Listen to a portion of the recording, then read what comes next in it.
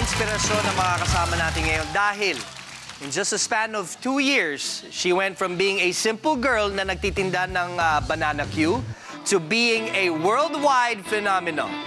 Please welcome big shot belter and Filipino pride, 13-year-old Ella!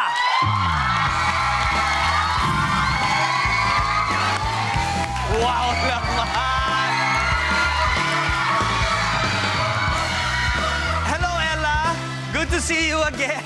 Hi, Kuya Billy! Ang ganda-ganda naman ng outfit mo. Isang ikot nga dyan, isang ikot nga. Yes! Princess Ella! Palapakan niyo naman si Ella. Ella, maupo na tayo dito. Kaya mo? Opo, kaya po. Kaya mo, ha? Okay. Ella, kamusta ka na? Okay naman po ako, Kuya Billy. Long time no see, ha? Namiss Yes. kita. Talagang pinagmamalaki natin si Ella sa buong mundo. Thank you po. Kasi sumali ka rin sa Little Big Shot sa Amerika. Opo. Matanong ko lang. Sino mas pogi? Ako o si Steve Harvey? Sino ba? Sino? Kuya Billy. Kuya Billy daw. Kuya Billy daw. Thank you, ah. Sige, 5 points para sa'yo. Pero sino mas nakakatawa? Ako o siya? Hindi ko pa po alam eh. Anong siya? Makasagot ka. Siya tinatanong ko, hindi ikaw. Okay, alam naman natin lahat. Steve Harvey is Steve Harvey. Kamusta naman yung experience mo doon? Masaya po yung naging experience ko po sa Little Big Shots US po. Kasi po, yun po yung first na out of the country ko po. Nakita po ako ng isa pong staff po ng Little Big Shots to. Nakita po niya yung emotions ko po sa YouTube. Super natuwa kami kasi po may ticket na po, tapos dire-diretso na po. Sino-sino makakasama mo nung pumunta ka sa Amerika? Si Mama po kasama ko po. Si Mami. Mami! Mami Lucy, Po. nakausap ko na si Ella tungkol sa experience niya sa States. Interesado kung makausap kayo. Kamusta naman? Buti na lang, hindi kayo nagpaiwan doon.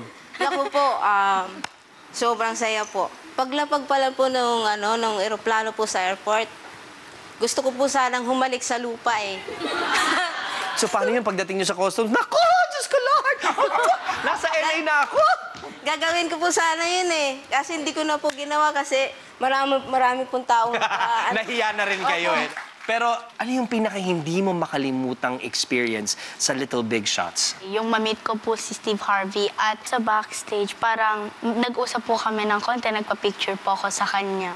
Mabait naman. Mabait po siya. Mabait naman. po. Dapat kasi lang. mabait mo po ako. Dito. Nakabawi na ako, Kuya Billy. Bawing-bawi ka na, huwag ka mag-alala. Nung kinanta ni Ella ang Chandelier, nagkaroon siya ng more than 90 million views on Facebook. Yay!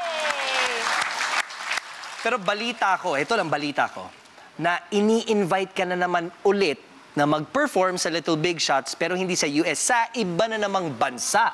Opo. Saan to? Abangan niyo po yung pagpunta po namin sa Little Big Shot, Spain po. Spain! We would like to say that we are so very proud of you. Layo talaga na narating mo. Ang masasabi ko lang sa'yo, kasi you're so blessed, is you have to stay humble. Yan ang pinaka-importante. Wag mo kami ditong kalimutan, ha? Okay po. Maraming salamat sa iyo, Ella. Thank you po. Thank you very much. Mami, maraming salamat sa inyo rin. Mami, kung may gusto po kayong sabihin kay Ella, ano pong gusto niyong sabihin? Nagpapasalamat ako sa iyo, Ella, dahil nakarating ako na sa ibang bansa. Dahil kay Ella. Dahil sa'yo nakarating ako sa ibang bansa. Pero I'm sure yung mami mo ay proud na proud sa iyo. Kung ikaw naman, may gusto kong sabihin sa mami mo. Ano Ayan gusto mo po. Thank you po, Mama. Dahil kung wala po ikaw, wala din po ako dito sa stage na to. At sana po hindi ka po magsasawang mag-alaga pa po sa amin. Kahit pagod po tayo minsan, alagaan pa rin natin yung mga kapatid ko po. Yun po. Mabuting bata to.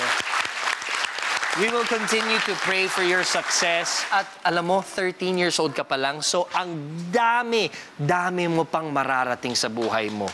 Congratulations, Ella. So proud of you. Watch the episodes and clips of Little Big Shots only here on ABS-CBN. Subscribe now to be updated weekly.